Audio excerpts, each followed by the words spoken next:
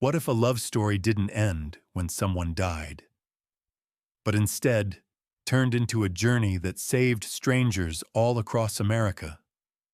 A former U.S. Marine and his loyal German Shepherd travel from state to state with nothing but an old leather photo album, filling each page not with selfies, but with acts of kindness.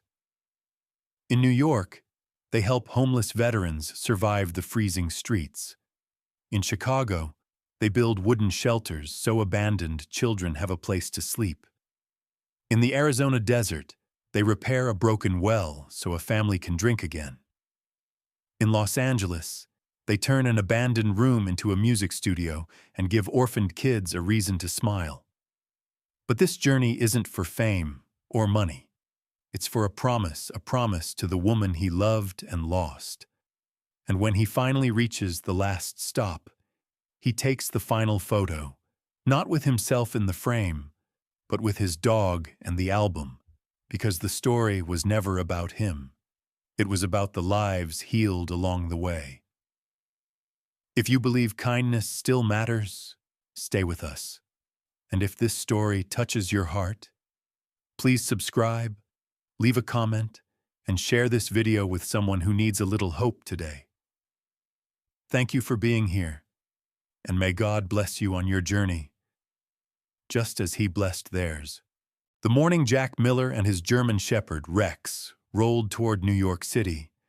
The sky was a hard sheet of pewter, and the air carried a biting Atlantic damp that slipped through the seams of his old canvas jacket. A stubborn winter wind combed the Hudson and rattled roadside litter as his pickup truck eased off I-78, passing warehouses stained the color of old coins and billboards that seemed to shout over the noise of traffic. Dirty snow clung to the curb edges like tired foam, and steam rose from subway vents in thin, ghostly pillars. The skyline, gray, serrated, almost metallic, cut against the low clouds. In the far haze, Jack could just make out the pale arm of the Statue of Liberty, no bigger than the width of his thumb from the highway, but unmistakable. Jack, 45, had the squared build of someone trained to endure. Broad shoulders, thick wrists, and knuckles that looked permanently scuffed. Years in the Marines had carved the angles of his face into something sharp and weathered. A jaw dotted with pepper-gray stubble, a shallow scar that ran from his left cheekbone toward his ear, and eyes the color of winter water, blue, alert, but never harsh. He was the kind of man who looked like he had survived something without needing to say so. Even now, in civilian clothes, he still carried himself like a Marine, spine straight, steps grounded, voice quiet, but with weight behind it. Beside him sat Rex, the 5-year-old German Shepherd who never missed a shift in weather or mood. Rex had a sable coat, black saddle, tan legs, and a dusting of silver along the muzzle that made him look wiser than his age. His ears stood tall, working like independent sensors, and his tail rested still unless Jack spoke, at which point it tapped once like acknowledgement. He had the muscular chest and tapered waist of a trained working dog, but his eyes held something softer. Loyalty sharpened by understanding, not just instinct. A faint notch marked his left ear, the remnant of a thorn snag during a backcountry hike, and a thin scar traced his foreleg where barbed wire had once left its signature. If Jack was the steady heartbeat of the journey, Rex was the pulse that kept him moving. They had slept the night before at a truck stop off the turnpike, where diesel fumes clung to the cold air and semi-trailers idled like metal giants. In the half-light of morning, Jack had opened the leather-bound photo album he kept wrapped in a folded marine green bandana inside the glove box. The first blank page waited for the first photograph of the journey. New York, just like his wife had planned. Her handwriting, still strong and round, filled the page before it. One picture in every place that feels honest. No filters, no pretending, just truth. That was before the cancer, before hospital beds replaced road maps. Now Jack was doing the trip alone. No, not alone, he corrected himself. Rex was here, and every photograph was a way of carrying her, forward, not just remembering her backward. By the time he reached Battery Park, the sky had lightened to a washed gray, the kind that never fully commits to daylight. He parked on a side street where slush swallowed his boots up to the laces and salted the hem of his jeans. He adjusted his jacket, clipped Rex's harness, and moved through the city like someone used to reading terrain, eyes scanning for trouble, exits, patterns. Street vendors exhaled steam over hot grills, taxis nosed through puddles, and somewhere a saxophone threaded a slow blues under the scaffolding of a half-renovated building. The ferry line wasn't long, but it was restless. Tourists with puffer jackets, school kids slapping mittens together, couples posing for pre-board selfies. A security guard with a polished duty badge and the posture of someone who had seen too many mornings like this looked at Rex and asked, "Friendly?" The guard was in his early 60s, tall but softened by age, with deep smile creases that made his face look half tired, half kind. Jack replied, "He's polite," and the guard chuckled before waving them through. They stayed on the outer deck of the ferry despite the cold. The water below was a dull slate green, bruised by wind and churning engines. Most passengers huddled indoors, but Jack stood firm, gloved hand resting on Rex's harness, while the dog leaned forward, ears high, reading the movement of gulls overhead. The statue grew larger, its copper skin turned pale green by time, torch lifted like a quiet promise held against the centuries. Jack felt his throat tighten. Grief didn't always arrive like a storm. Sometimes it came like a stillness. When they reached the island, Jack set up his small, collapsible tripod.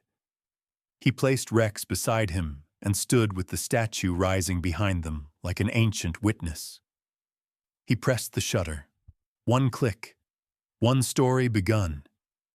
He opened the album, turned to the blank first page, and wrote, "First stop, first photo. I'm here and so is he. I hope the wind sounds the same to you." They returned to Manhattan by noon, but Jack never visited a city on this journey without leaving something behind. Not trash or footprints, but kindness.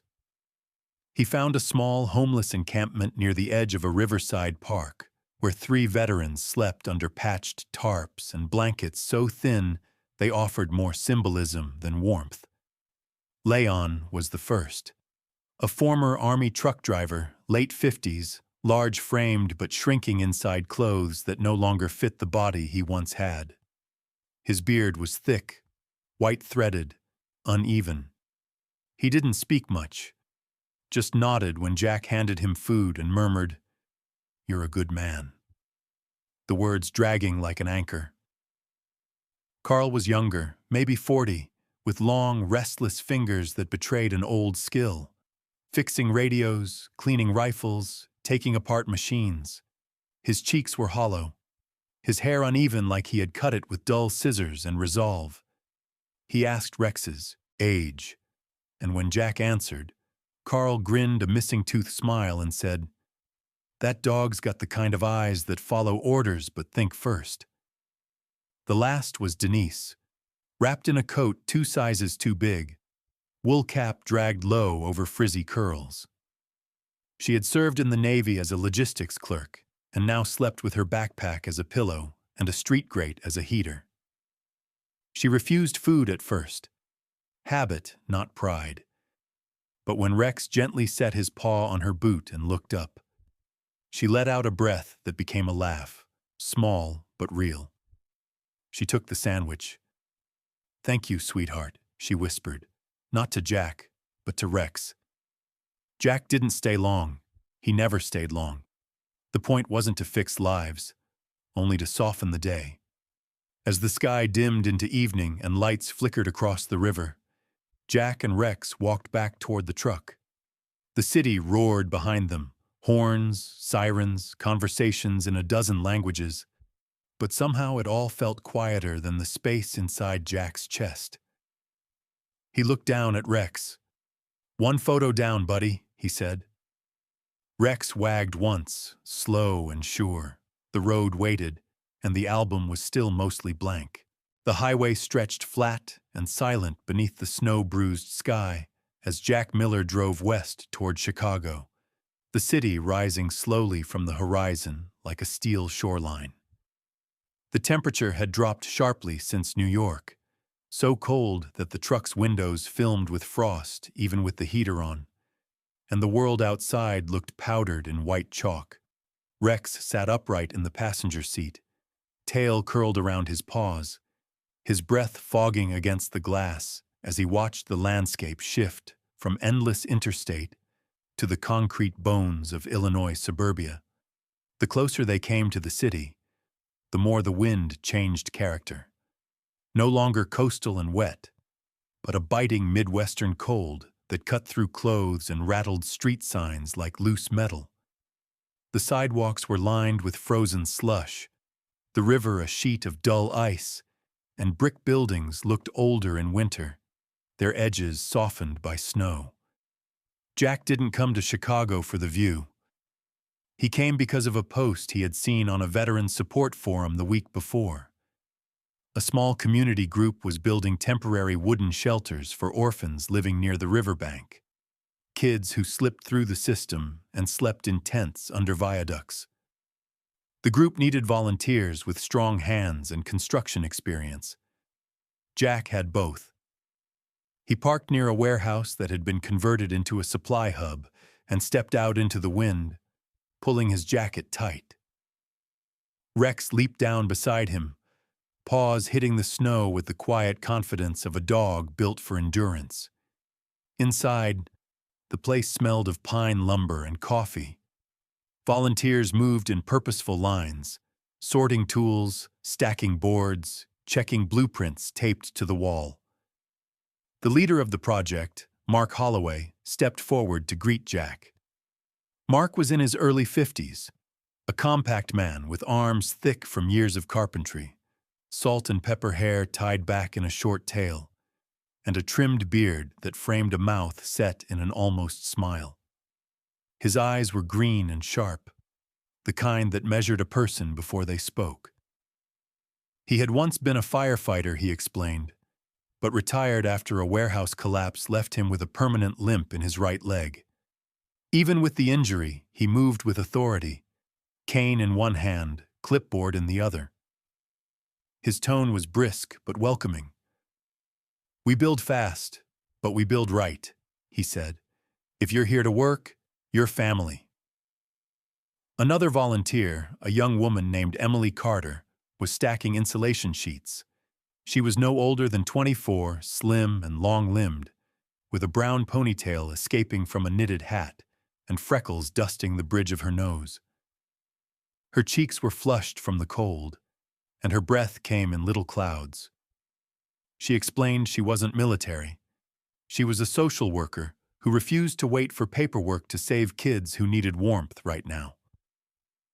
Her voice was soft but firm, the kind that could calm a crying child or stare down a bureaucrat. Rex liked her instantly. He rested his head against her coat, and she smiled, scratching behind his ears. They worked through the day, hands stiff, breath visible, hammer strikes echoing in short metallic bursts. Jack cut and measured boards, while Mark supervised the frame layout. Rex carried small pieces of lumber between stations, a job he treated like ritual, tail proud, steps sure. When someone dropped a glove or tape measure, Rex picked it up and delivered it to Jack like a soldier returning a flag. The volunteers laughed, and one of the children who wandered the build site, thin boy, maybe 9, wearing a coat 2 sizes too big, kept glancing at Rex the way lonely kids look at warmth. By late afternoon, the first shelter stood complete. A small A-frame cabin with a raised floor, insulated walls, and a door latch that didn't freeze in winter. It wasn't a home, but it was safety, 4 walls against the night wind. Snow began to fall again, soft but steady, frosting the roofs like powdered sugar. Jack stepped back from the finished frame with Rex at his side, snowflakes resting in the dog's fur like cold stars. He set the tripod in the fresh snow and positioned himself in front of the cabin. Rex sitting alert beside him, the river in the background, flakes drifting through the air. He clicked the shutter. The second photo of the journey. He opened the leather album and wrote beneath the printed space that waited to be filled. "You always said everyone deserves a roof, even if it's small. I'm trying to build the ones you didn't get to finish." When the light thinned and the volunteers began packing up, Jack distributed the extra gloves, socks, and hand warmers he had brought.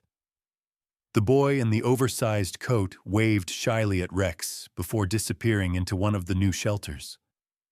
Mark clapped Jack on the shoulder, a gesture of respect, not farewell, and said, "There's always more to do. If you pass through again, we'll put a hammer in your hand before you can say no." Jack just nodded. He wasn't good at speeches. He preferred leaving a place with the work done rather than the words spoken. As he and Rex walked back toward the truck, the wind carried the sound of children laughing inside the new wooden walls. It was thin laughter, but real. Rex looked up at Jack as if confirming they had done enough for the day. Jack exhaled, breath clouding the air. The road waited again. The road from Chicago to Arizona felt like a slow change in breathing, as if the country itself exhaled winter and inhaled heat. By the time Jack Miller and Rex crossed into the sandstone country of the Southwest, the snow and gray skies were only a memory. The air was bone dry, carrying the dusty scent of sagebrush and sun-baked earth. The road stretched in long, unbroken lines between mesas and red cliffs that looked like the ribs of the continent pushing up through its own skin. The sky was enormous, so wide and clean that clouds seemed embarrassed to interrupt it. Jack rolled the truck windows down, letting the warm wind rush in. Rex lifted his head, eyes narrowing as he tasted the change. No exhaust fumes, no city grit, only dust, heat, and open land. They stopped near Monument Valley, where the rock spires rose from the desert like ancient towers. Jack didn't plan to stay long, but a roadside sign led him toward a small Navajo settlement not far from the main highway. A handwritten board beside a wooden fence read, "Well broken. Help needed." Jack pulled in. A man was working alone beside the old water well, trying to repair the wooden frame that supported the crank. He was in his mid-40s, tall and lean from a lifetime outdoors, with deep bronze skin and black hair tied at the nape of his neck. His jaw was carved with hard edges, and his eyes were the quiet kind that measured a stranger before trusting them. His name was Isaac Begay, a local craftsman and sheep herder. He explained that the well had cracked during a recent drought, and without it, the family was hauling water from almost 10 miles away. Jack offered his help, and Isaac accepted with a single nod. Not overly grateful, not suspicious, just respectful. In his culture, help was not charity. It was balance. Inside the nearby house, Jack briefly met Isaac's wife, Lena, a soft-spoken woman in her late 30s, with a calm, oval face and long black hair braided with turquoise beads. She was short, a little round at the shoulders, wearing a faded green dress and a woven shawl. Her hands showed the roughness of daily work, but her voice carried the kind of stillness that children listen to. She thanked Jack for stopping, but said little else. Hospitality was quiet here, not performed. Rex stayed close while Jack and Isaac worked, circling the perimeter of the well like a silent guard. The earth was cracked in places, and the heat drew out animals that hid during winter. Lizards, beetles, and snakes that slid like loose ropes between the rocks. When Rex spotted a rattlesnake coiled beneath the shade of a tool bucket, he stiffened, tail level, issued a deep warning growl, and drove the creature back until it slipped into a hole beneath a boulder. Isaac watched and said simply, "Good dog," the way one might commend a warrior, not a pet. They replaced the damaged beam with a new one cut from cedar. Jack worked the bolts. Isaac sealed the cracks with a clay mix, passed down through 3 generations. Sweat mixed with desert sand and turned their hands the color of rust. The sun slid downward, staining the land in blooms of orange, rose, and copper. When they finished, Isaac turned the crank slowly, and clear water rose again in the bucket, reflecting the sky like a held breath. Jack took a moment before leaving. He walked several yards from the house where the red valley opened wide behind them. He placed the tripod into the dirt, set the timer, and stood with Rex at his side, the album open in his hand. The sunset behind them turned the desert into fire. No smoke, no noise, just a silent burn across the horizon. The camera clicked. In the album, beneath the place reserved for the photo, Jack wrote, "Every sunset is beautiful, but none of them have ever been as bright as the days when you were beside me." As he packed up, Lena stepped outside with a small cloth bundle, dried fry bread and jerky. She pressed it into Jack's hand and said, "For the road. Water is life, but so is kindness." Her voice was soft but firm, like someone who knew the value of both. Isaac lifted his chin in farewell. "If the road brings you back, come as a friend," he said. No handshake, no ceremony, just a truth spoken like stone. Jack and Rex returned to the truck. The sun slipped completely behind the buttes, leaving violet shadows over the land. The engine rumbled to life, and the headlights cut through the rising desert night. Another page filled, another promise kept. By the time Jack and Rex crossed into California, the desert dust had given way to the soft, salt air of the Pacific coast, and the sky above Los Angeles looked washed clean by sunlight. The city did not greet them quietly. Traffic pulsed like a living organism. Palm trees swayed in warm wind, and murals colored the sides of buildings as if the streets themselves were speaking. Jack drove slowly along a row of aging storefronts in East LA, the kind with cracked windows, sun-faded signs, and life still clinging to them in stubborn ways. Music drifted from somewhere. Off-key guitar strings, drums tapped with more hope than skill, and children's voices trying to harmonize. He parked near an abandoned brick community center, where the sound came from. Inside, a group of kids were gathered, half sitting on crates, half on the floor, all holding instruments that looked older than they were. A girl of about 12 strummed a guitar missing its pickguard, while a boy beat rhythm on a plastic bucket. They played clumsy, joyful noise, the kind that didn't care about perfection. At the center of them stood Miguel Alvarez, the oldest of the bunch, 17, tall, wiry, with shaggy black hair tied back and a faint mustache trying its best to exist. He had deep brown eyes and a posture that made him look older than his age, like someone who'd had to grow up before he was ready. His voice held authority, not because he was loud, but because the others trusted him.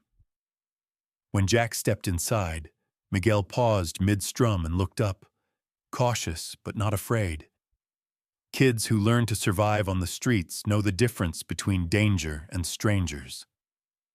Rex remained still beside Jack, tail low, ears forward, calm, not threatening. Miguel noticed the dog first and cracked the ghost of a smile. "Cool dog," he said, and the other children murmured in quiet agreement. Jack introduced himself simply, explaining he was just passing through, and asked who owned the building. Miguel shrugged. "Nobody, really. It used to be a rec center, but they shut it down years ago. We just use it to play music. The roof leaks when it rains and the back door won't close right, so we drag a shelf in front of it at night." He spoke matter-of-factly, not asking for help, just explaining the way things were. Another kid walked over, Lily, 8 years old, skinny as a matchstick, dark curly hair tied in uneven braids, freckles across her nose like spilled cinnamon. She held a violin missing one string and asked without hesitation, "Can your dog play music?" Jack smiled, and Rex tilted his head as though considering it. The place needed work. Peeling paint, broken wiring, wall panels warped from old water damage. But it had life. It had laughter. And it had potential. Jack had money saved. Not much, but enough for lumber, paint, wiring, and second-hand furniture if he stretched it right. He had built shelters, repaired wells, and patched trucks on the side of battlefields. Fixing a music room didn't scare him. He told the kids he could help, and they looked at him the way people do when they want to believe someone but don't dare yet. Miguel asked, "Why? You don't even know us." Jack didn't have a speech prepared. He just said, "Because someone once made my world bigger when they didn't have to. I'm just returning the favor." That seemed like enough. Over the next 2 days, Jack worked with Miguel and the older kids, patching drywall, sealing leaks, replacing broken window panes, and rewiring the single flickering light so the room no longer hummed with electrical fatigue. Rex lay near the doorway most of the time, chin on paws, watching like a silent supervisor. When the younger kids took breaks, they sat beside him and fed him crackers, which he accepted with solemn patience, as though honoring a sacred ritual. At one point, a man arrived to check on the noise, a middle-aged shop owner named Harold Flynn, who ran a thrift store across the street. Harold was in his late 50s, round-shouldered, with a brush mustache gone mostly gray and a striped button-up shirt that never quite fit right. His face held the permanent squint of someone who mistrusted sunshine, but liked people anyway. He had donated the instruments months before, after finding them in a storage unit auction. "If you're fixing this place," he told Jack, "I've got folding chairs and a working amp I can't sell. I'd rather see 'em used than dusted." He wasn't sentimental, just quietly generous in ways he didn't advertise. The final touch was painting the back wall, bright yellow at Lily's request. When the work was done, the kids plugged in the instruments, and the room filled with music again. Still imperfect, still raw, but lighter now, like it finally had space to breathe. Jack sat on an overturned crate, Rex beside him, and watched the kids laugh. For a moment, the world felt exactly like what his wife used to describe when she said, "Happiness doesn't need permission. It just needs room." That evening, Jack drove to Santa Monica Beach, where the wind rolled off the Pacific in salt, sweet waves. The sun was sinking, turning the ocean into a sheet of molten gold. Jack set the tripod, opened the album, and stood with Rex as the camera blinked its red recording light. The shutter clicked. Below the blank space in the next album page, Jack wrote, You said smiles were a universal language. I saw proof today, and I only understood it because of you. Rex sat beside him, tail sweeping the sand in slow arcs, and Jack watched the sun fall below the waterline. Then he closed the album. Tomorrow, the road would call again. But tonight, the world was still smiling. The road that led Jack Miller and Rex into South Dakota felt quieter than the others, as if the country itself understood the weight of where they were going. The air had turned cold again, but it was not the gray heaviness of New York or the punishing wind of Chicago. This was a clear, open cold, the kind that sharpened distance and made the sky feel endless. Pine forests stretched in dark waves along the hills, and the granite cliffs ahead grew taller with every mile. Rushmore was near. Jack drove slower than usual, not from snow or fear, but because this was the destination he had spent the entire journey trying not to reach too fast. His wife had spoken of this place the year before she died, when her body was weak and her spirit was still steel. "If I ever get one more road trip," she had said, fingers tracing a travel brochure, "I want to stand here and remember that humans can build something larger than their pain." Jack hadn't replied then. He only held her hand and pretended there would be time. Now he was here without her, but not alone. Rex sat upright in the passenger seat, ears forward, eyes steady. He was older now than when the journey began, just by months, yet somehow wiser, calmer. His coat had picked up dust from 3 states, sand from the desert, and salt from the Pacific wind. The small scar on his foreleg had faded to a pale line, but the notch on his ear remained like a badge. He watched Jack as much as the road, sensing that this stop meant something different, something heavier. They reached the monument parking lot in late afternoon. The sky was pale blue, the sun still high enough to catch the faces on the mountain. Washington, Jefferson, Theodore Roosevelt, Lincoln, giants carved from stone, unblinking, eternal. The sight stopped Jack where he stood. It wasn't just the scale. It was the reminder that some things endure not because they are easy, but because someone refused to leave them unfinished. There were tourists, but few.